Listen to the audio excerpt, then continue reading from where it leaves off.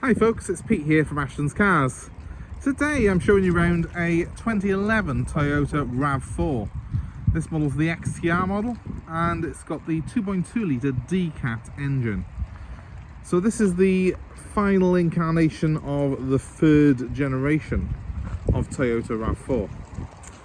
I actually prefer this model, this very late third gen model, to the model that superseded it, the Generation 4. I just think the looks, in my opinion, are much nicer. It looks like a mini Land Cruiser. In fact, we've got a Land Cruiser in the background there. This particular car looks to me properly like one of the Toyota family. They did a bit of a facelift on it with the new model, which I think makes it look slightly ungainly. I think this car looks better proportioned. And it's also got things like the side opening tail door, which I actually quite liked rather than a hatch. So I think Toyota just tried to be more mainstream and European when they brought its predecessor, you know, the one after this, but didn't really work for me. I actually like this particular model. It's a nice looking car. It's very unoffensive and it has a real quality feel about it as well. So this particular car, it's a 2011, as I say, it's an XTR, which means it's got a fair few bells and whistles on it, which I'll show you in a moment. It's also four-wheel drive. Some of the lower spec RAV4s are not four-wheel drive, so always be mindful of that when you're looking at RAV4s in the classifieds. This one's got the four-wheel drive. It's also got the descent control as well, which is very important. But most interestingly of all, and I probably left this a bit late to tell you, but it's an automatic. So that does make it quite desirable with the D-Cat engine and the 6-speed auto as it is in this particular model. That's a really lovely combination, drives beautifully and very smooth.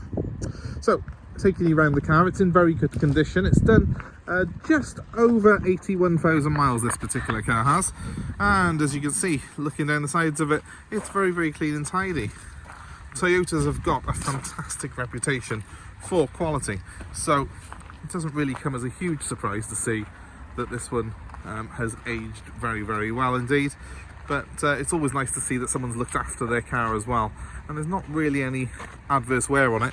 Very little greys there if someone's opened the door on a shopping trolley or something, but not dented, and certainly not something that I would consider adverse wear on a car that's nearly 12 years old. So it looks good. It's in a nice colour as well, the metallic grey.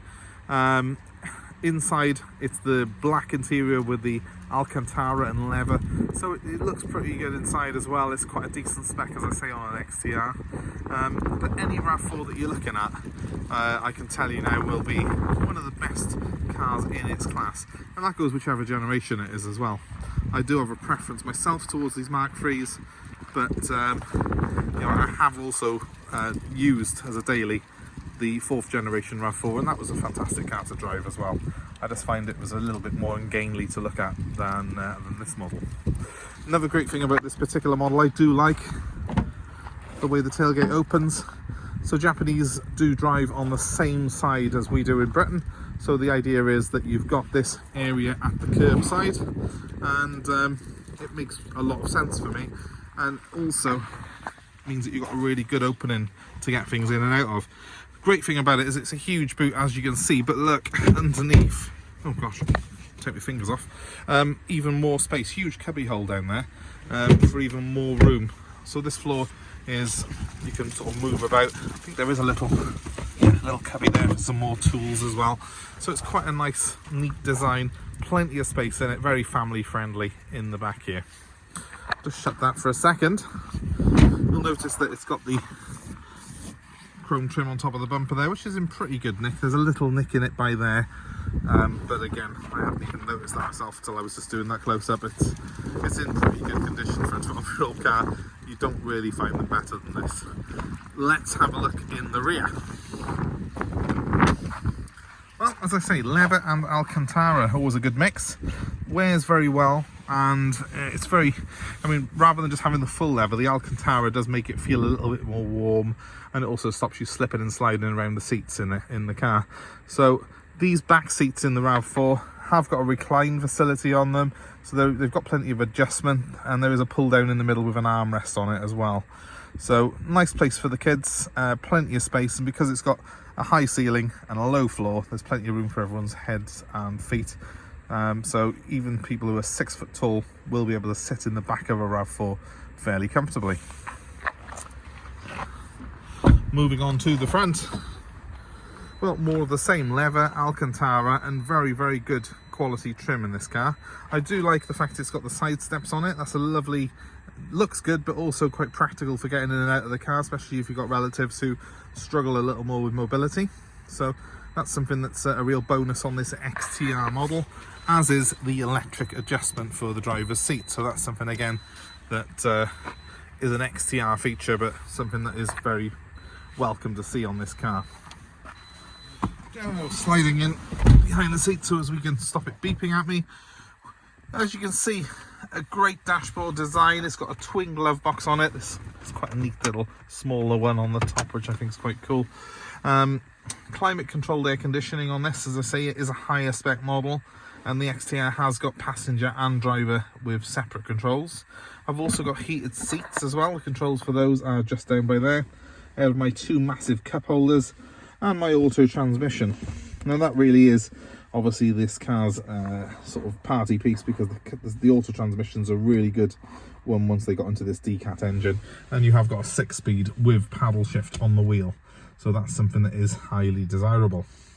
I can tell it's a 4-wheel drive model because it's got the switch there with the diff lock on it to put it into permanent 4-wheel drive. If you're looking at a RAV4 that's not got that switch, it's the front wheel drive model. Nothing wrong with that. It's still a great car, but obviously it hasn't got the ability this one has, and it is less desirable, so it, you know, should be costing you less money. Traction control switches are next to those heated seats, as you can hopefully see there. And over on this side of the dashboard, just to show you, I've got a couple more switches.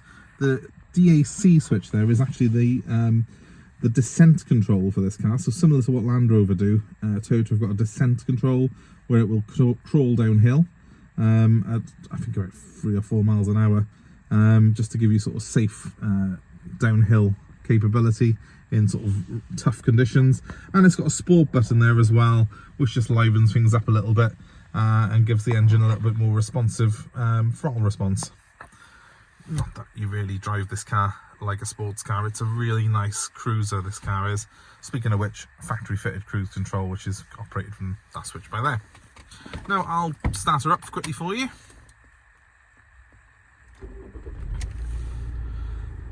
So there she is. RAV4 comes up on the dashboard. It'll just do a quick check on itself, and then it comes up with the mileage, which is 81,685 miles from new.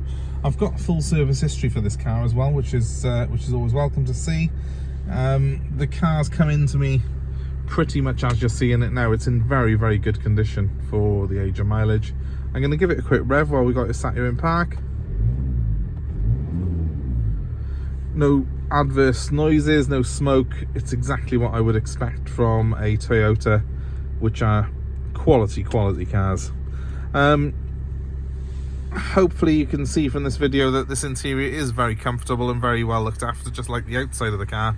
It's been well preserved by the previous owner. It doesn't show any signs of neglect, and obviously the service history also goes to show that. Most of the service history is independent, but interestingly enough, the last service was done back at the Toyota main dealer. So I think the previous owner who's just had it has really obviously looked to keep this car, you know, pristine. And there are bills in there for sort of £800–900 servicing, so they weren't shy when it came to spending money on this car.